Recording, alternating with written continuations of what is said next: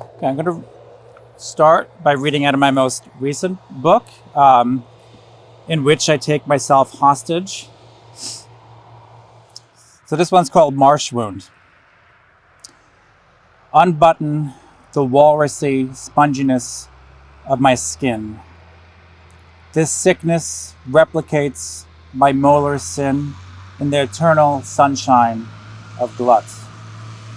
Reminds me of the time you opened a hole in a star by bleeding so loudly through your teeth that the entire sky unbuttoned its collective sweater and dropped its organs.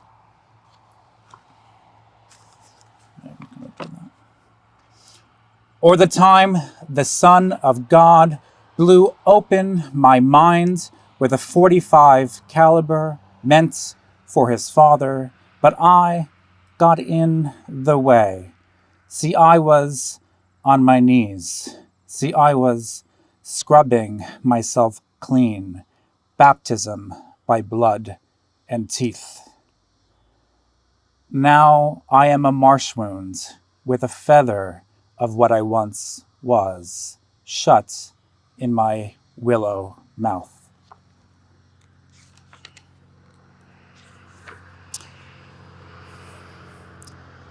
His next poem is called Spores.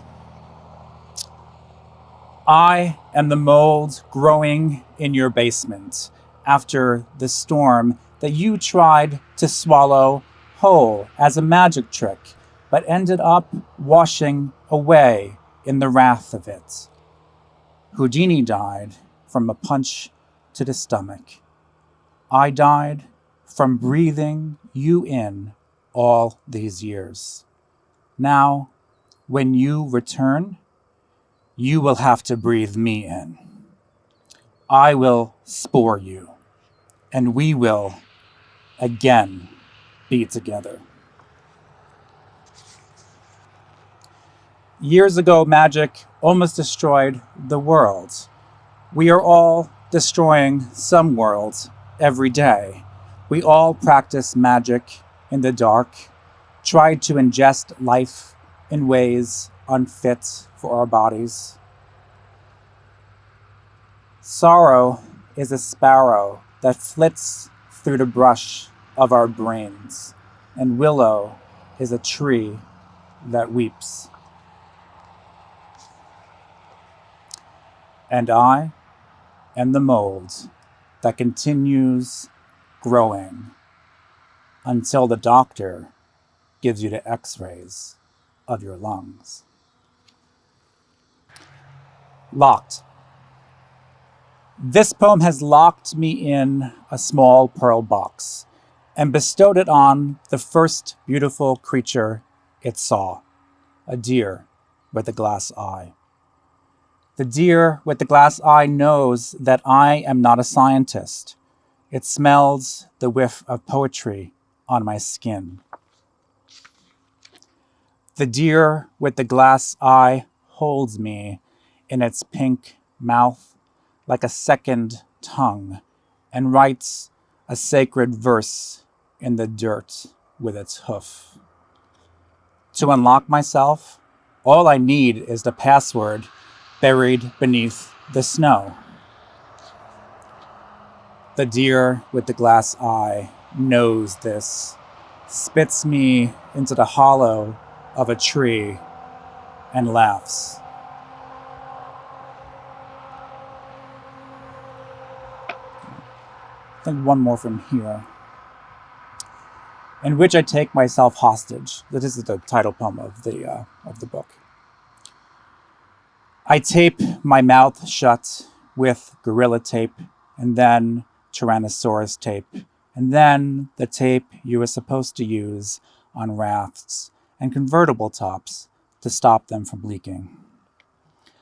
I tape my mouth shut and take myself hostage because I cannot take any more this living in this body, and I know I need to dispose of myself somewhere where no one would ever venture to take a stroll on a Sunday evening, and find my body. I don't want to be implicated in a crime when the cops come. I don't want the cops to come. I want to disappear softly, like one of those sneezes that one holds in during church. So all that is really released is pressure inside the body. There is nothing I want to barter for. There are no hostage demands. I do not want anything but to be in control of my own body for once. I am a cherry pit that just landed just so and popped the raft in a freak accident and needed to be taped with that raft taped just to stay afloat. I am a balloon floating high above a child's tawny hair, and I am the crook of that child's eye that wells with tears, and also the sky that swallows everything in this poem whole when the ozone layer peels its skin from the planet. In college, I had a friend that hated things overly dark. He used to say that everything needed some humor. Life is not all as depressing as art makes it out to be, he'd say. Where's the beauty? He'd yell. He took this poem hostage long before I took control of my own body. And now I and this poem are going to end up crumpled in the bottom of his pocket with the used tissues that he used to spill all over the couch when we lived together. He would say, "It's no big deal. Germs don't exist." He would find it funny that I wouldn't sit on his dirty tissues. I wonder if that last line would be enough humor for him to make this poem worth his time. I wonder if I dressed up my depression enough for his taste. Being bipolar isn't as hilarious as he always wanted the world to be. The world sometimes is the raft, and I am the cherry pit, and I am unexpected, and I am also fucking beautiful. Just perhaps not beautiful in the way you want me to be. Okay, I'm gonna put that down. Okay. So I'm going to read from a new book that's kind of poetic memoir, I suppose. And the book is kind of working through some trauma by talking about that trauma, but also talking with Buffy the Vampire Slayer, which was fantastic to do. And I could actually call watching Buffy the Vampire Slayer research when I was writing this book, which was pretty wonderful. So the book is written in the form of like an unreadable screenplay, and it also has some letters to her. So it's going to start off with a letter. July 2020. Dear Buffy, sometimes it feels like my body is beating in a separate chamber from my flesh. Perhaps I've not yet learned what it means to have a body.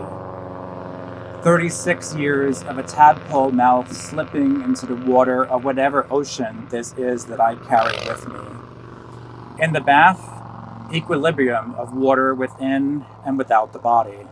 Lake Michigan, what if I leak out? What would become of my body? I can't fit a galaxy in my mouth. Describe 3 things you see. Is the room not one of those bubbles you blow through a small green hole? How do you boil a universe into a shape? Next year, the cicadas will be descending on Indiana.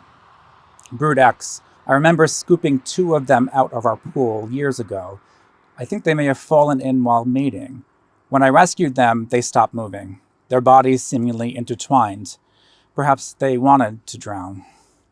We are all connected in the wet truth of water, something you can splash directly on your face. Cold water is not just a temperature change when the body heats up, but what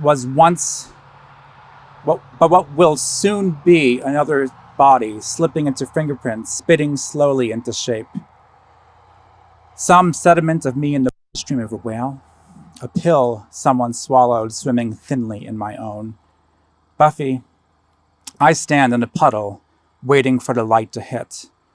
You lie in the puddle, dead. I knew you would end up here. We all end up here, pulled through the water, through the light. When you wake, you do not see me. I am not there. Wind in the wires. Later, when the locusts come, they will part for you.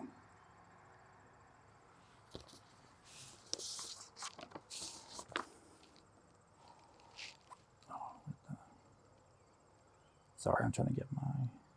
There we go. All right, so this is, I'm going to kind of read it like a screenplay because it's written as a screenplay.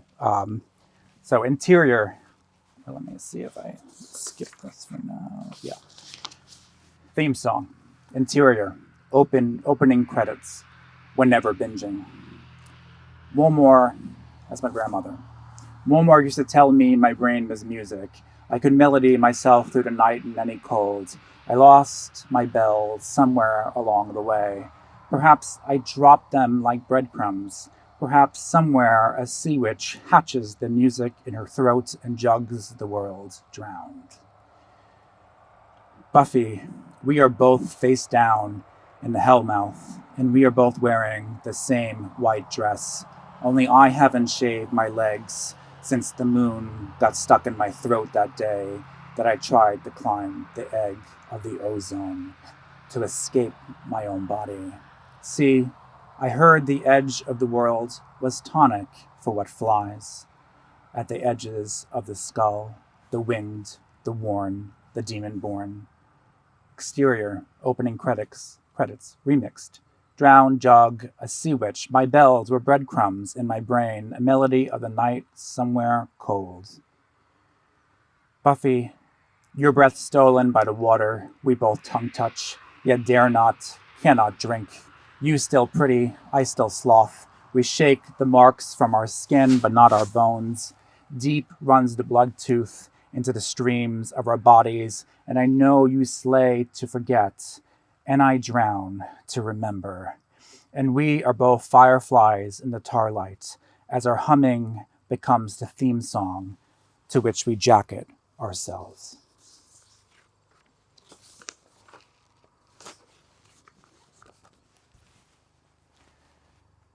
Infestation. Interior. Fumigate lungs. Starlight. I can never cast a protection spell because I've never known what protection looks like. Buffy. Sometimes an infestation looks like love and embrace, is a bomb, is a birthright, is a mom who is supposed to water my spine, but instead is a vampire whose teeth shine in a daylight. And I am closer to death than you were when you actually died. And I realize my body is again sucking the brine of that shallow pool, and that you have already risen. In those white high heels that click, your body snarl into a clutch of stars that you place in my mouth, so that I may be cleansed of the marks of false gods. Long shot across the room. Buffy, he convinced you that you came back wrong, as if a barnacle of demons stuck to your soul and flushed themselves through your heart.